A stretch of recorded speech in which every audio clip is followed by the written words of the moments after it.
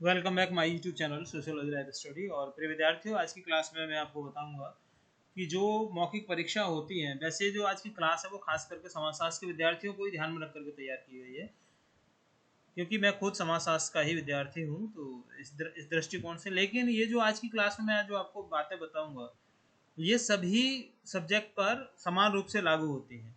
चाहे आप science stream के हैं, चाहे आप कॉमर्स के हैं, चाहे आप ह्यूमैनिटीज़ के हैं, किसी भी स्ट्रीम के आप विद्यार्थी हैं, ये कॉमन बातें हैं जो सभी पर समान रूप से लागू होती हैं। तो इन बातों को अगर आप ध्यान रखेंगे, चाहे आपकी मौखिक परीक्षा है, चाहे आपकी वो प्रैक्टिकल की परीक्षा है, चाहे आपकी कोई दूसरी तरह का साक्षात्कार है, कोई इंटरव्यू आपका इस तरीके का है, कोई नौकरी का आपका इंटरव्यू है, तो कहीं भी है तो आप इन विशेष बातों का विशेष ध्यान रखेंगे, तो आपको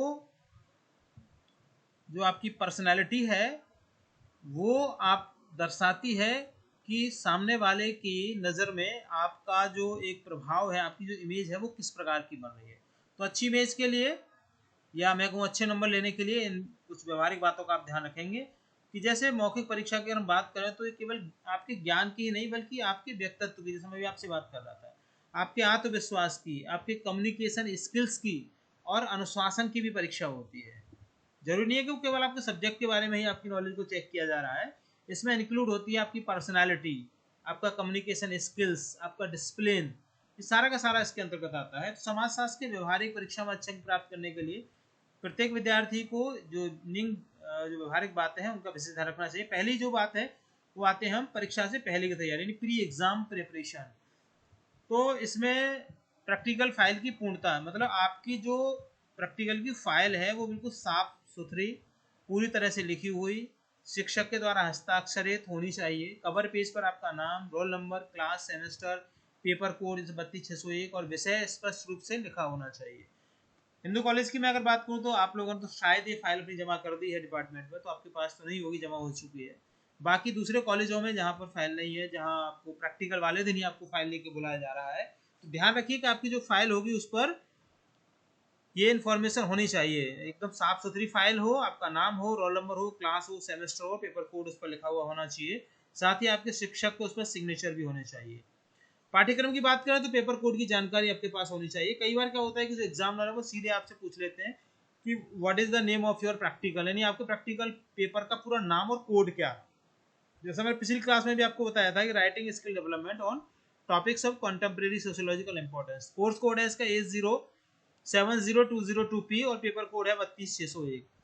अब हम ड्रेस कोड की बात कर लें तो जब आप वाइवा देने के लिए आते हैं या प्रैक्टिकल देने के लिए आते हैं तो ध्यान रखिए कि आपका जो ड्रेस कोड है, जो आपका पहनावा है, वो अत्यंत शालीन और औपचारिक होना चाहिए। लड़कों को साफ सुथरी शर्ट पैंट और लड़कियों को सलवार सूट या औपचारिक साड़ी कुर्ता या पहनना चाहिए। अस्त व्यस्त बाल या अनौपचारिक कपड़े पहले ही नज़र में नकारात्मक प्रभाव, नेगेटिव इंप्रेशन डालते हैं। जैसे कई बार बच्चे ना होते हैं ना, बहुत शॉर्ट कपड़े पहन के आ जाते हैं, तो ये से थोड़ा सा बचिए, क्योंकि वहाँ पर आप छात्र या छात्राएं हैं, कोई पिकनिक पार्टी या कोई पिकनिक स्पॉट या कहीं कोई शादी फंक्शन में आप नहीं आए हैं, इसलिए एकदम शालीन जो वस्त्र होते हैं उन्हीं को पहन करके आप अपना वाइवा देने के लिए आए। बात करते हैं परीक्षा कक्ष प्रवेश और बॉडी लैंग्वेज की, एंट्री एंड बॉडी लैंग्वेज। जब आप, जहां आपका वाइवा चल रहा होता है तो वहां पर आप अनुमति लेकर के प्रवेश करें, यानी कि जिस रूम में आपका एग्जाम चल रहा है, वाइवा चल रहा है, वहां पर प्रवेश करने से पहले एकदम विनम्रता पूर्वक से आप पूछ लें कि क्या मैं अंदर आ सकता हूँ या मैं आ सकती हूँ, सर मे आई कमिंग या ma'am may I coming, something something. अभिवादन करें, अर्थात अंदर जाकर के जो एग्जामिनर हैं और जो आपके इंटरनल प्रोफेसर्स हैं उनका मुस्कुराते हुए आदरपूर्वक अभिवादन, जैसे good morning, good afternoon, good evening, something something आप बोल सकते हैं। बिना कहे ना बैठे, जब तक आपका परीक्षक आपको बैठने के लिए न कहे तब तक अपनी सीट पर न बैठें। बैठने के बाद उन्हें थैंक यू जरूर कहें। जब वो कह दे कि आप बैठ जाइए तभी आप बैठें, अन्यथा आप वहाँ पे खड़े रहें।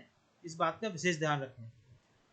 जो आपके शिक्षक हैं जो आपको वाइवा करा रहे हैं उनका विशेष ध्यान रखें, उनकी तरफ ही आप इंटरेक्ट करके बैठें, जिससे वो जो इशारा आपको करें उनको फॉलो आप जरूर करें। बैठने की जो मुद्रा है उसमें सीधे बैठें, कमर सीधी रखें, अपने दोनों हाथों को अपनी गोद में रखें, बार बार पैर का हिलाना, उंगलियां चटकाना या मेज पर झुकना आपके डर या आपकी घबराहट को दर्शाता है। कई बार आप ऐसे होते हैं ना, इधर उधर देख रहे होते हैं, नजरें इधर उधर घुमा रहे होते हैं, कान खुजलाने लग जाते हैं, कुछ लोग अपना सिर खुजलाने लग जाते हैं, तो इन चीज़ों से बचें। आई कांटेक्ट, उत्तर देते समय परीक्षक की आंखों में देख करके ही बात करें। इधर उधर देखना या नीचे जमीन की तरफ देखना आपके आत्मविश्वास की कमी को दर्शाता है। ध्यान रखें, जब भी आपसे प्रश्न पूछा जा रहा है तो आप आंसर जिसने पूछा है उसी की तरह पूरा आई कांटेक्ट करके ही दें।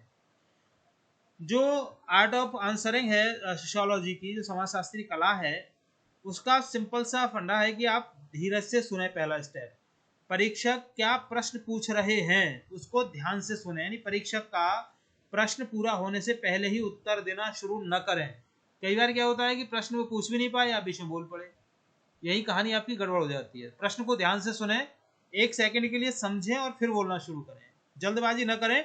जल्दबाजी में क्या होता है कि आपको पता नहीं होता कि कौन सा प्रश्न पूछा है और आप उलूल जुलूल उसका आंसर दे जाते हैं, जो आपका निगेटिव, इससे आपका इम्पैक्ट पड़ता है। सेकंड है इसमें समाजशास्त्रीय शब्दावली, सोशियोलॉजिकल jargon का प्रयोग, अर्थात साधारण शब्दों के बजाय समाजशास्त्री शब्दों का प्रयोग करें। जैसे बदलाव के स्थान पर सामाजिक परिवर्तन, खान पान या बोली का अंतर के स्थान पर सांस्कृतिक व भाषाई विविधता, और अपनी जाति को श्रेष्ठ मानना के स्थान पर संस्कृतिकरण या निर्जातीयता जैसे शब्दों का प्रयोग करें। है ना, आप कहते हैं ना कि सब बदलाव आ रहा है, बदलाव नहीं बोलेंगे, आप बोलेंगे सामाजिक परिवर्तन है ये। खान पान या बोली का अंतर है नहीं, आपको बोलना है सांस्कृतिक या भाषाई विविधता है। ठीक है। सिद्धांतों और विचारकों का संदर्भ दें। जब भी संभव हो अपने उत्तर में समाजशास्त्रियों का नाम अवश्य जोड़ें। जैसे यदि ग्रामीण समाज पर प्रश्न हो तो कहें sir doctor M N Srinivas ने भारतीय समाज ग्रामीण संरचना का गहरा अध्ययन किया है। इससे परीक्षक को समझ आता है कि आपने उसकी पढ़ाई बहुत सही तरीके से और गहराई से की है। टू द पॉइंट उत्तर दें। परीक्षक के पास समय सीमित होता है, इसीलिए बहुत लंबी कहानी सुनाने के बजाय सीधे और सटीक उत्तर दें। कोशिश करें कि एग्जामिनर ने जो पूछा है उनके प्रश्न का उत्तर कम से कम शब्दों में दें और पूरा क्लियर उसका आंसर दें। ऐसा नहीं है कि जल्दबाजी कर रहे हैं फटाफट से और आपने पूरा उत्तर नहीं दिया है, तो आंसर पूरा दें और कम से कम शब्दों में देने का प्रयास करें। चौथी बात इसमें आती है कि यदि उत्तर आपको पता नहीं है तो क्या करें। कई बार बच्चे क्या करते हैं कि उन्होंने उसको कहीं पढ़ा ही नहीं है, बिल्कुल ना कहीं अपने शिक्षक से उसके बारे में सुना है। एग्जामिनर ने प्रश्न पूछा और बस उसका और लगे उलूल जुलूल उसका आंसर देने लग जाते हैं। भाई इससे आपको बचना है, सिंपल बता रहा हूँ आपको। अगर आपने उसको पढ़ा है तभी आप उसका आंसर दीजिए, अगर आपने उसको नहीं पढ़ा है तो क्या करेंगे आप। यदि आपको किसी प्रश्न का उत्तर नहीं पता है तो परीक्षक को गुमराह करने या तुक्का लगाने की कोशिश बिल्कुल न करें। समाज शास्त्र में गलत तथ्य बताने से बहुत खराब प्रभाव पड़ता है, ये ध्यान रखिए, मेरी बात को बिल्कुल गांठ बांध लीजिए।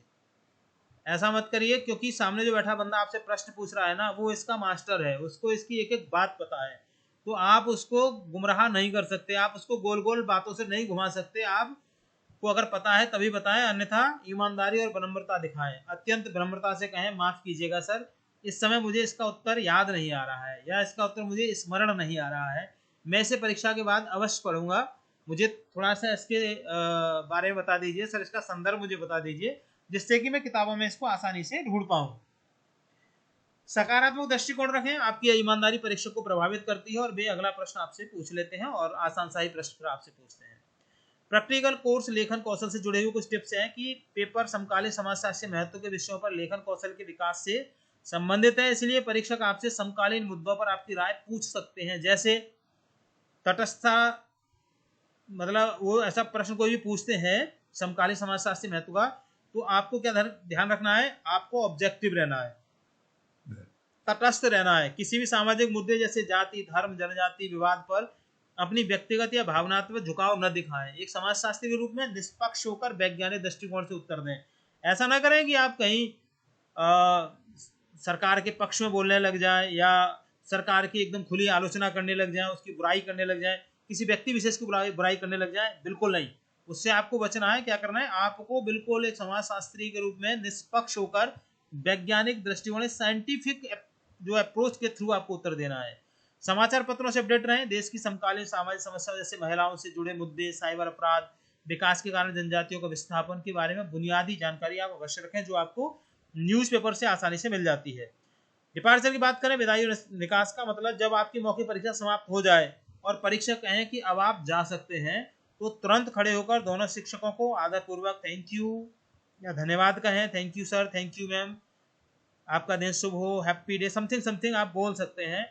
परीक्षा कक्ष से बाहर निकलते समय बिना किसी शोर शराबे के एकदम शांति से दरवाजा बंद करें, या दरवाजा बंद करने का आपका नहीं है तो धीरे से शांति से निकल जाएं। बाहर खड़े हुए जो अन्य विद्यार्थी हैं, अन्य सहपाठी हैं, जो कि अपने वाइवा की इंतजार में है, लाइन में खड़े हुए हैं, आप उनके साथ बिल्कुल ही चर्चा ना करें, बाहर जाकर के कोई चर्चा ना करें। इससे अंदर जो परीक्षा दे रहे हैं छात्र और परीक्षक, उनको इसमें व्यवधान उत्पन्न होता है। शांति को बनाए रखें पूरी तरीके से, ऐसा ना हो कि आपकी वजह से माहौल में थोड़ा गड़बड़ हो, परीक्षक की परीक्षा लेने में कुछ व्यवधान उत्पन्न हो, इससे नेगेटिव इम्पैक्ट पड़ता है और वो एग्जामिनर आपको पता नहीं चलेगा, धीरे से आपका रोल नंबर नोट कर लेंगे और आपके नंबर कम करके वो चले जाएंगे। तो इन बातों का आप विशेष ध्यान रखेंगे। तो मुझे उम्मीद है कि समाज शास्त्र ही नहीं, ये जो बातें हैं ये व्यवहारिक हैं और ये प्रत्येक विषय में ये आपको काम आने वाली है। तो मैं उम्मीद करूंगा सभी विद्यार्थी इन बातों का ध्यान रखेंगे और अधिक से अधिक नंबर अपनी जो परीक्षाएं हैं उसमें प्राप्त करेंगे। तो मेरी शुभकामनाएं आपके लिए। फिर भी कहीं कोई क्वेरी है तो कमेंट सेक्शन खुला हुआ है, कमेंट सेक्शन में लिख करके मुझे जरूर बताइएगा। वीडियो कैसी लगी ये भी बताइए, कोई क्वेरी है तो वहाँ लिख करके जरूर बताइए। अगली वीडियो किस टॉपिक पर चाहते हैं इसके बारे में भी बताइए और चैनल पर नए हैं तो इसको सब्सक्राइब कीजिए। वीडियो दूसरे विद्यार्थियों को शेयर कीजिए जो एग्जाम देने वाले हैं, वाइवा देने वाले हैं, प्रैक्टिकल देने वाले हैं। चैनल पर जुड़ने के थैंक यू। मिलेंगे अगली क्लास में, तब तक के लिए जय हिंद।